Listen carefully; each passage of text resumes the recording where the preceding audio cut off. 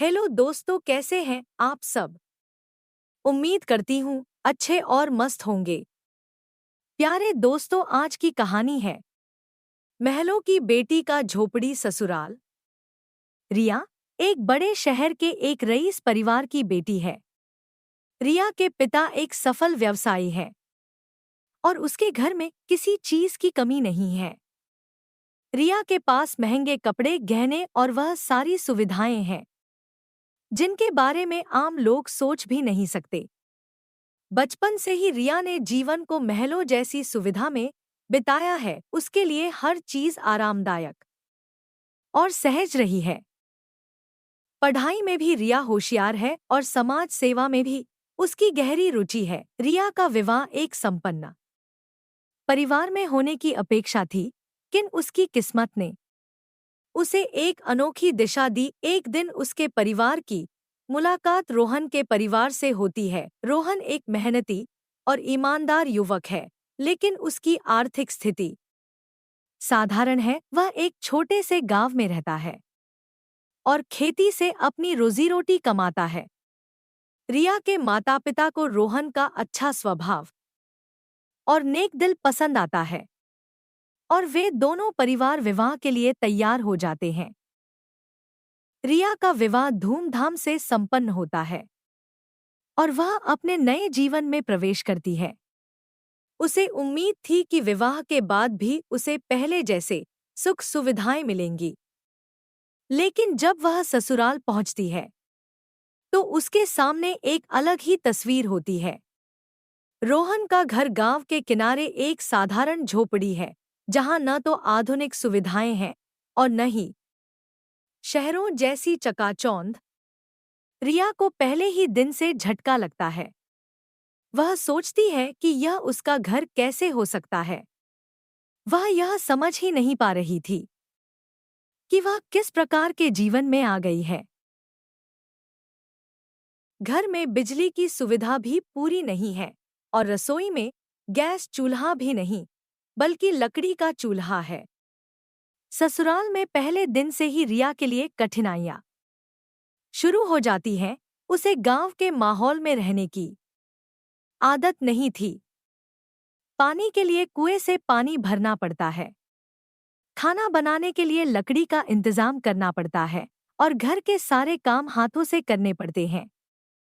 पहले कुछ दिन रिया का मन घर के हालात देखकर ही खट्टा हो जाता है और वह अपने माता पिता से वापस लौटने की बात करती है। लेकिन रोहन उसे समझाता है कि यहाँ की जिंदगी भले ही साधारण हो, किन उसमें अपनापन और सच्चाई है। समय के साथ रिया महसूस करती है कि इस साधारण जिंदगी में भी लोग खुश हैं। वे एक दूसरे की मदद करते हैं, दुख सुख में साथ खड़े रहते हैं और उनके बीच दिखावे का कोई स्थान नहीं है।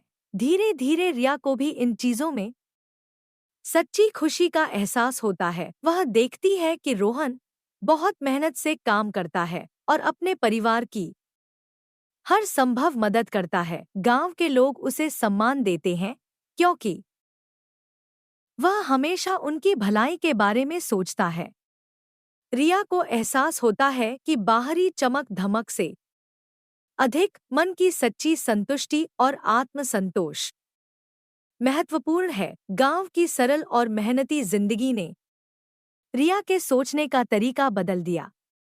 उसने धीरे धीरे अपने अंदर आत्मनिर्भरता विकसित करना शुरू कर दिया। अब वह गांव के बच्चों को पढ़ाने लगी। उसने महिलाओं को सिलाई कढ़ाई सिखाने का काम शुरू किया। इससे गांव की महिलाओं में एक नई जागरूकता आई और वे आत्मनिर्भर बनने लगी। रिया का यह कदम गांव में नई जागरूकता और आत्मनिर्भरता की लहर लेकर आया। उसका जीवन अब एक नए उद्देश्य की ओर बढ़ रहा था।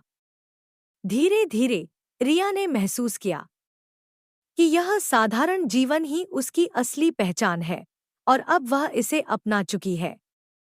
इस कहानी का संदेश यही है कि सच्ची खुशी और संतोष बाहरी समृद्धि से नहीं, बल्कि मन की संतुष्टि और आत्मसंतोष से मिलती है। रिया ने यह सीखा कि बाहरी सुख सुविधाओं से अधिक महत्वपूर्ण है अपने रिश्तों की कद्र करना, सच्चे संबंध बनाना और अपने परिवार के साथ खड़ा रहना। इस कहानी में बताया गया है कि कठिनाई भरे जीवन में भी सच्चा प्रेम, अपनापन और आत्मनिर्भरता हमें जीवन का सही अर्थ सिखा सकते हैं। प्यारे दोस्तों, यह कहानी यहीं पर समाप्त होती है। आपको यह कहानी कैसी लगी? कमेंट बॉक्स में जरूर बताएं। अगर आपको हमारी ये कहानी पसंद आई हो तो कृपया हमारे वीडियो को लाइक, शेयर और चैनल को प्लीज सब्सक्राइब जरूर कर लें। इससे हमें मोटिवेशन मिलता है और आप तक ऐसी ही मजेदार कहानियां सबसे पहले पहुंचती रहेगी। प्यारे दोस्तों, नमस्कार।